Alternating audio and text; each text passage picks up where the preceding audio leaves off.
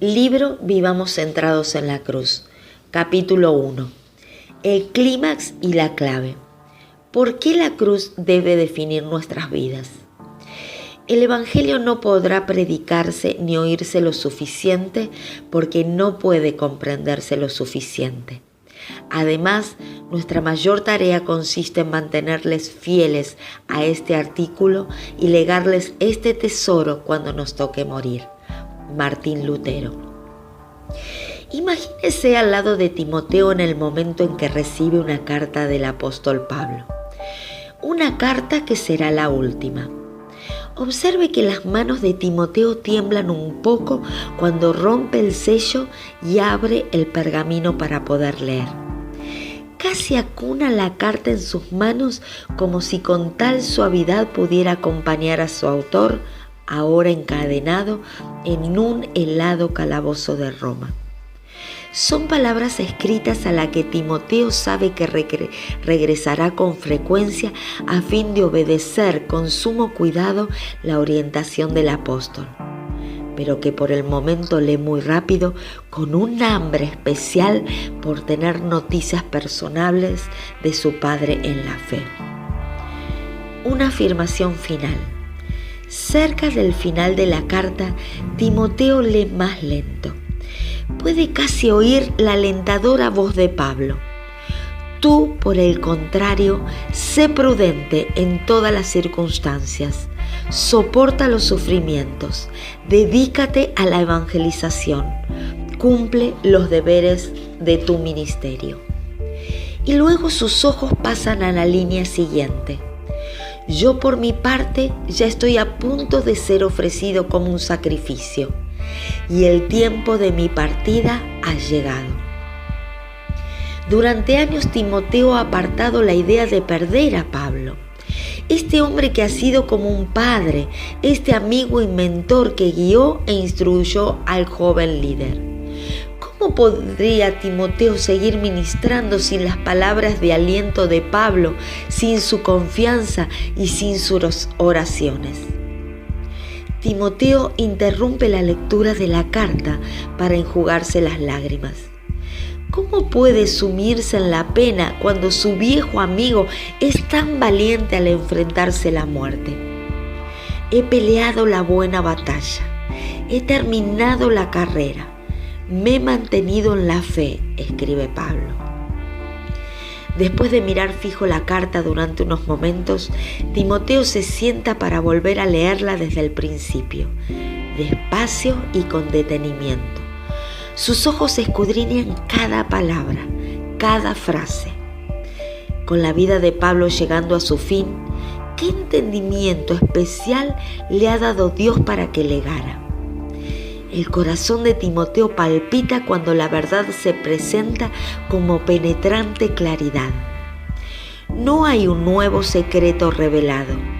No hay un conocimiento que antes permaneciera oculto, sino una simple y conmovedora afirmación de la única verdad por la que Pablo vivió cada día de estas últimas 3 décadas y por las que pronto morirá también. Es la misma verdad por la que Timoteo a su vez entregará su vida, el Evangelio de Jesucristo y de este crucificado. Las palabras parecen gritar desde la carta. No dejes de recordar a Jesucristo, descendiente de David, levantado de entre los muertos. Este es mi Evangelio. Timoteo casi puede ver los ojos de Pablo que le miran directo al corazón y sentir sus dedos huesudos haciéndole del brazo. Con fe y amor en Cristo Jesús, sigue el ejemplo de la sana doctrina que de mí aprendiste. Con el poder del Espíritu Santo que vive en nosotros, cuida la preciosa enseñanza que se te ha confiado. No necesitas una nueva verdad. Escucha qué dice su viejo amigo, pero sí necesitas guardar la única verdad. Cuida ese único mensaje. Cautivo. Pablo sencillamente se negaba a ser apartado del Evangelio. La cruz no era solo un mensaje de Pablo. La cruz era el mensaje. Él enseñaba sobre otras cosas también, pero cada vez que enseñaba, todo se derivaba y relacionaba con la realidad fundacional de que Jesucristo murió para que los pecadores fueran reconciliados con Dios. Da Carson escribe de Pablo: no puede hablar demasiado sobre el gozo cristiano, la ética cristiana, la comunión cristiana, la doctrina cristiana de Dios, ni de ninguna otra cosa sin llevarlo todo a la cruz. Pablo se centra en el Evangelio. Es un hombre centrado en la cruz. John Piper concuerda: Pablo está dominado y cautivado de única y grande escena en la historia, la cruz en el Gólgota, y en ella el Hijo de Dios que nos amó y se entregó por nosotros. En cada epístola, Pablo mantenía en el centro la muerte y resurrección de Jesús como propiciación, al igual que en su predicación y enseñanza personal. Me propuse más bien, estando entre ustedes, no saber cosa alguna excepto de Jesucristo y de este crucificado. Hasta la resurrección de Cristo estaba para Pablo perpetuamente ligada a la cruz. El maestro y teólogo Knox Chambliss explica: su evangelio es la palabra de la cruz. Primera de Corintios capítulo 1, versículo 17 al 18. En ninguna parte hay referencia comparable a la palabra de la resurrección. En Primera de Corintios capítulo 1, versículo 23 al 24, es Cristo crucificado el que se identifica como el poder de Dios y la sabiduría de Dios. No, como podría esperarse, en especial en el caso del poder, el Cristo resucitado. Tanto la cruz como la resurrección de Cristo son ante todo el Evangelio de Pablo. Primera de Corintios capítulo 15, versículo 3 y 4. A menos que Cristo haya resucitado de entre los muertos, la predicación de la cruz y de la resurrección es una pérdida de tiempo. Primera de Corintios capítulo 15, versículo 14. Pero como la resurrección ocurrió, la cruz es central. Para Pablo, el Evangelio, esta palabra de la cruz, no era una fría fórmula teológica. Pablo vivía una vida centrada en la cruz porque la cruz había salvado y transformado su propia vida. Pablo jamás olvidó lo que había sido, ni la misericordia y la gracia que Dios le había mostrado. Esto estaba siempre ante todo lo demás en su mente. Como le escribiera en otra ocasión a Timoteo, dice: anteriormente yo era un blasfemo, un perseguidor y un insolente, pero la gracia de nuestro Señor se derramó sobre mí con abundancia junto con la fe y el amor que hay en Cristo Jesús. Misericordia que no puede olvidarse.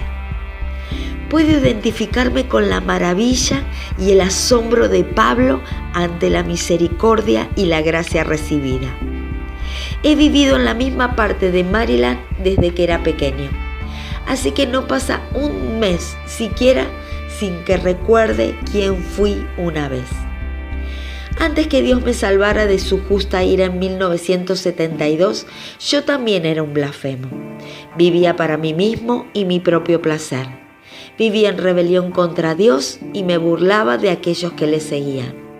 Pasé mis años del instituto y la universidad inmerso hasta el cuello en la cultura de la droga. En ocasiones, mis amigos y yo buscábamos en la madrugada un lugar aislado y tranquilo donde pudiéramos drogarnos. Muchas veces elegíamos algún monumento y otras una calle tranquila con una arboleda espesa. También solíamos ir a la terminal de un aeropuerto que casi no se usaba, el de Dulles, donde las puertas quedaban abiertas hasta tarde, cuando ya no había vuelos, y podíamos andar por el enorme edificio vacío. Algún día volveré a pasar por allí, y los recuerdos me inundarán. Recordaré lo que era, y también todo lo que recibí y experimenté desde entonces. A menudo se me llenan los ojos de lágrimas cuando recuerdo mi pecado y mi necedad. Y en ese mismo instante mi corazón se siente henchido de un gozo inefable y santo. Mediante la obra terminada de Jesús en la cruz, he sido perdonado por los innumerables pecados que cometí. Dichoso aquel, dice David, a quien el Señor no toma en cuenta su maldad y en cuyo espíritu no hay engaño. Esta verdad resuena en mi alma, en lugares mucho más profundos de los que pudiera alcanzar cualquier droga. Muchas personas hoy intentan escapar del pasado. Supongo que yo también podría tratar de hacerlo, dejando mi ciudad natal donde hay tantas cosas que me recuerdan mis pecados. Sin embargo, creo que vivir aquí es un regalo de Dios. Los constantes recuerdos del pasado son preciosos para mí. ¿Por qué? Porque como Pablo, jamás querré olvidar la gran misericordia que Jesús me mostró. La capacitación esencial de un joven.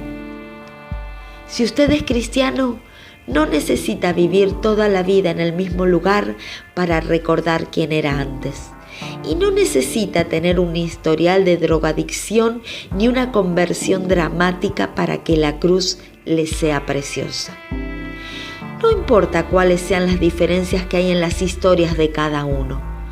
Todos hemos pecado y estamos privados de la gloria de Dios. La vida de Chad, mi hijo de 12 años, es muy diferente de lo que era mi vida a esa edad. Él crece en un hogar cristiano, le enseñamos la palabra de Dios y a diferencia de lo que sucedió con su padre, está rodeado de personas de la iglesia local que respetan la rectitud de Dios y la humildad, y no el orgullo y lo mundano. Sin embargo, mientras Chad entra en su adolescencia y joven adultez, lo más importante que puedo enseñarle es que aunque haya crecido en una familia cristiana y lleve una vida moral, es un pecador que necesita con desesperación la muerte propiciatoria de Cristo para obtener el perdón de Dios. Por eso durante años he estado enseñándole el Evangelio día a día. Le digo que es un pecador igual que yo y que el pecado es su problema más serio. Lo expongo con palabras que su joven mente pueda comprender, pero no paso por alto ni minimizo la gravedad de lo que es el pecado. A través de sus acciones y actitudes se ha rebelado contra su Creador. Y este gran Dios es perfectamente santo y debe responder con feroz oposición a sus pecados. Tiene que castigarlo. Habrá quien se sorprenda porque le enseño a un joven sobre la ira de Dios contra el pecado. Sin embargo, a mí me sorprende de la misma manera que haya personas amorosas que puedan ocultar esta verdad a otra persona amada.